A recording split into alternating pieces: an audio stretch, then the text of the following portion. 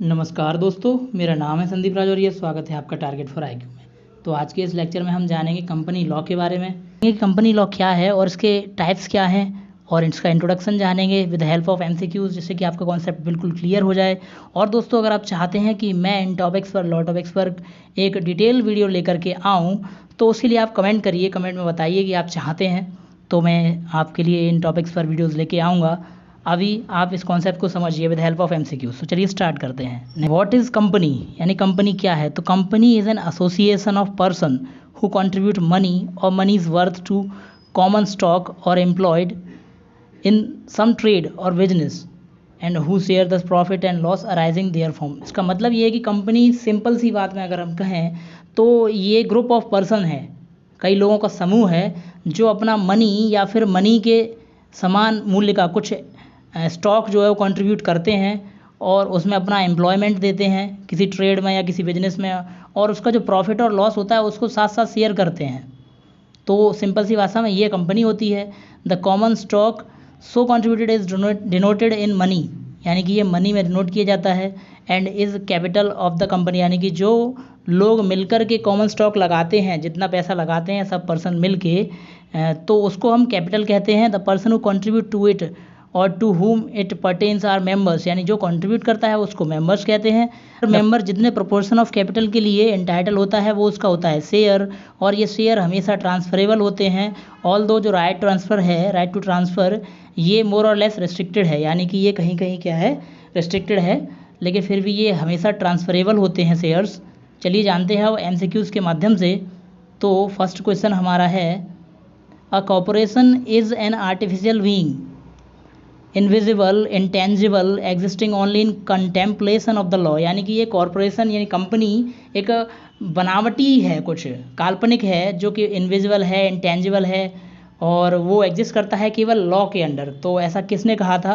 तो इसका आंसर सही है, चीफ जस्टिस मार्शल ने ये कहा था। नेक्स्ट क्वेश्चन की तरफ बढ़ते हैं। Who defines company as an association of many persons who contribute money or money's worth to a common stock and employed in some trade or business who share the profit and loss arising therefrom। ये पहले समझाया था हमने starting में, what is company के under. ये वही definition है कि कौन कहता है कि कंपनी जो है वो कई लोगों का एसोसिएशन है। तो इसका आंसर सही होगा हमारा option A, justice Lindley. Next question की तरफ बढ़ते हैं। नेक्स्ट क्वेश्चन है, who defines company as an artificial person created by law having separate entity with a perpetual succession and a common seal.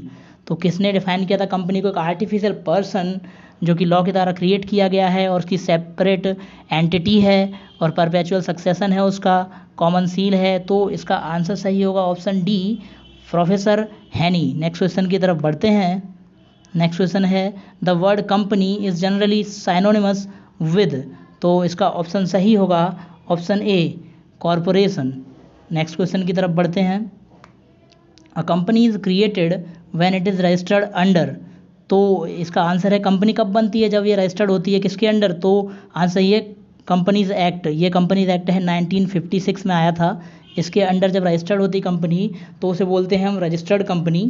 Next question की तरफ बढ़ते हैं। Company having a minimum paid up share capital of 1 lakh rupees और such higher paid up share capital as में भी prescribed is known as, यानी कि जिसकी कैपिटल जो है 1 लाख रुपए या उससे थोड़ी सी ऐसी ज़्यादा होती जितनी की लॉ के द्वारा प्रिस्क्राइब करी गई है, तो ऐसी कंपनी को हम क्या कहते हैं? तो इसका आंसर सही होगा option B, private company. Private company में जो है मिनिमम 1 लाख के शेयर से लेकर के कुछ एक लिमिट निर्धारित करी जाती है, वहाँ तक होती है।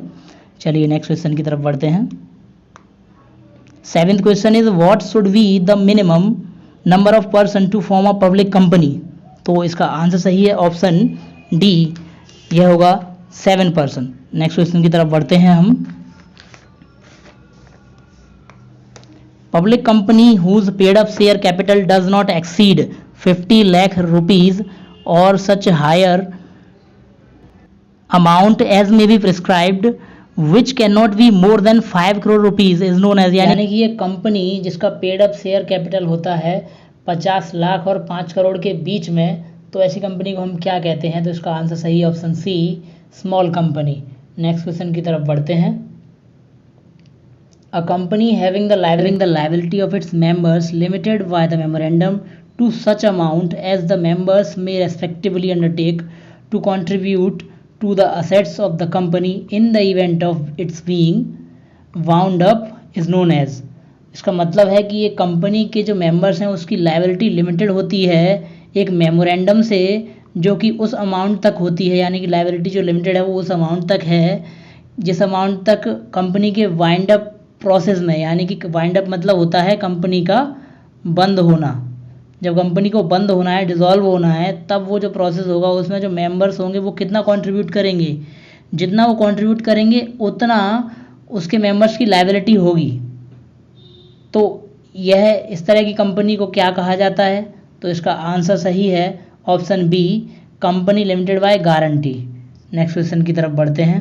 Company having the liability of its members limited to the amount, यानी कि उस रकम तक लिमिटेड होगी if any unpaid on the share respectively held by them is known as, यानी कि ऐसी कंपनी को क्या कहा जाएगा जिसके शेयर होल्डर्स की यानी मेंबर्स की लायबिलिटी लिमिटेड होगी उस अमाउंट तक, उस रकम तक जितनी उसने शेयर खरीदने के टाइम पर अनपेड की है, यानी कि जितनी उसने शेयर खरीदने के टाइम पर नहीं दी है। तो इसका आंसर सही होगा option A, company limited by shares. Next question की तरफ बढ़ते हैं। A company not having any limit on the liability of its members is known as, तो इसका ऑप्शन सही होगा C, unlimited company. Next question की तरफ बढ़ते हैं। A company which has its securities listed on any recognised stock exchange is known as, तो इसका आंसर सही होगा option B, listed company. Next question की तरफ बढ़ते हैं।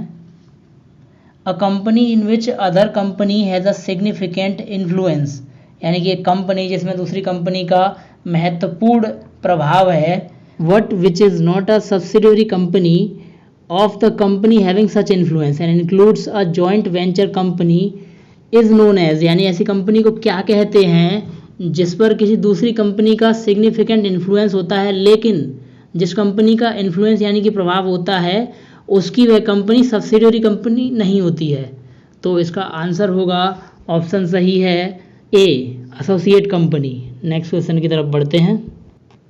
According to which act a banking company means any company which is transacts the business of banking in India, यानी कि कौन से एक्ट के अनुसार एक बैंकिंग कंपनी वो कंपनी होगी जो बैंकिंग का बिजनेस ट्रांजैक्ट करती है इंडिया में। तो इसका आंसर सही होगा option D, banking regulation. Next question की तरफ बढ़ते हैं। How much paid up share capital of a company is to be held by the central government or any one or more state governments to call it a government company, यानी कि किसी company का कितना share capital एक सरकार रखेगी, चाहे वो केंद्रीय सरकार हो या एक राज्य की सरकार हो या कई राज्यों की सरकार हो, कि उसे गवर्नमेंट की कंपनी यानी सरकारी कंपनी कहा जाए। तो इसका आंसर सही है ऑप्शन बी, 51% या उससे ज़्यादा रखेगी कि शेयर पेड अप कैपिटल, तो जाके वो कही जाएगी सरकारी कंपनी। नेक्स्ट क्वेश्चन की तरफ बढ़ते हैं। A company incorporated within the meaning of some special act of the parliament और of any state legislature is known as, यानी एक कंपनी जो कि बनाई गई है पार्लियामेंट के किसी स्पेशल एक्ट के अंडर या फिर स्टेट लेजिस्लेचर के किसी एक्ट के अंडर, तो उसे क्या कहा जाएगा? तो इसका ऑप्शन सही है option C, statutory company. The Reserve Bank of India, the Life Insurance Corporation of India and the Food Corporation of India are the examples of, यानी RBI, Life Insurance Corporation of India, the Food Corporation of India, ये सारे के सारे किसके example हैं, किस तरह की कंपनीज के एग्जाम्पल हैं? तो इसका आंसर होगा ए, स्टैट्यूटरी कंपनी, क्योंकि ये जो है वो सरकार ने स्टैट्यूट पास करके यानी कि पार्लियामेंट ने कुछ नियम बनाकर कुछ कानून बना करके इन कंपनियों को स्टार्ट किया है। तो इसका आंसर सही है ए। नेक्स्ट क्वेश्चन की तरफ बढ़ते हैं। Companies running their business in 2 और मोर कंट्रीज आर कॉल्ड, यानी 2 या 2 से अधिक कंट्रीज में अपना बिजनेस चलाने वाली कंपनीज को क्या कहते हैं? तो ऑप्शन ए सही है, मल्टीनेशनल कंपनीज कहते हैं। Next question. Aditya Birla group, alliance global group incorporation, Apollo tyres, Ford motor company, general motors are the examples of. तो ये सारी कंपनी किसका एग्जाम्पल हैं? तो इसका आंसर होगा ऑप्शन बी, यानी कि मल्टीनेशनल कंपनीज। ये सारी मल्टीनेशनल कंपनीज ही हैं। Next question. The company which has been declared bankrupt and cease to exist is known as, यानी कि कंपनी जिसको कि दिवाली घोषित किया जा चुका है और उसका एग्जिस्टेंस रोक दिया गया है, यानी कि उसका एग्जिस्टेंस रोक दिया गया है, तो ऐसी कंपनी को क्या कहते हैं? तो इसका आंसर होगा ऑप्शन सी, डिफंक्ट कंपनी, यानी कि जो फंक्शन करना बंद कर जाए ऐसी कंपनी कहते हैं इनको। नेक्स्ट क्वेश्चन देखते हैं। The private limited company is a proven successful business model.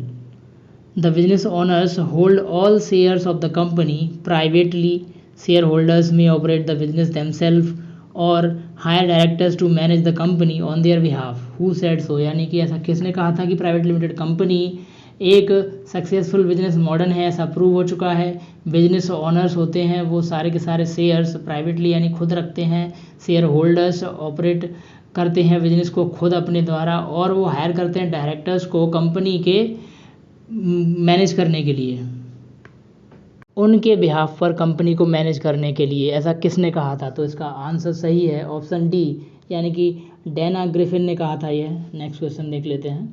ऐसा किसने कहा था कि एक प्राइवेट लिमिटेड कंपनी में प्रोटेक्शन ऑफ पर्सनल असेट्स है, यानी कि खुद की निजी संपत्तियों को प्रोटेक्शन मिलता है, एक्सेस टू मोर रिसोर्सेज और अधिक रिसोर्सेज की पहुंच होती है और उनको एक्सेस मिलता है, फाइनेंशियल असिस्टेंस भी मिलता है और ग्रेटर टैक्स कट्स भी मिलता है। ऐसा कहने वाले थे, इसका ऑप्शन सही है A, Dana Griffin. Next question देख लेते हैं। The main purpose of a business is to maximise profits of its owners, यानी बिजनेस का जो मेन पर्पस है वो इसके स्वामियों का, मालिकों का जो प्रॉफिट है उसको मैक्सिमाइज करना यानी कि बढ़ाना है। और in case of a publicly trade company the stakeholders are its owners, यानी कि पब्लिकली ट्रेड कंपनी में स्टेक होल्डर्स ही इसके ओनर्स होते हैं। ऐसा किसका स्टेटमेंट है?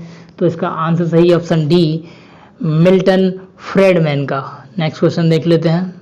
ऐसा किसने कहा था कि वी सर्वाइव बाय ब्रेथिंग, यानी हम सांस लेने की वजह से जिंदा रहते हैं, बट वी कैन नॉट से वी लिव टू ब्रेथ, यानी कि हम सांस लेने के लिए ही नहीं जीते हैं। Likewise money making is very important for a business to survive, यानी कि किसी बिजनेस को सर्वाइव करने के लिए, जिंदा रहने के लिए पैसा कमाना बहुत ज़्यादा ज़रूरी है, लेकिन money alone can not be the reason for business to exist, यानी कि केवल पैसा ही अकेला किसी बिजनेस को एग्जिस्ट करने के लिए, बिजनेस को होने के लिए रीजन नहीं बन सकता। तो इसका आंसर सही है ऑप्शन ए, अनु आगा। दोस्तों ये तो था एंड इस वीडियो को। उम्मीद करता हूँ कि आपको लेक्चर अच्छा लगा होगा। यदि आपको लेक्चर अच्छा लगता है तो आप इसको लाइक करें, कमेंट करके बताएं कि क्या आप लॉ टॉपिक्स पर डिटेल में वीडियो चाहते हैं। तो थैंक यू ऑल।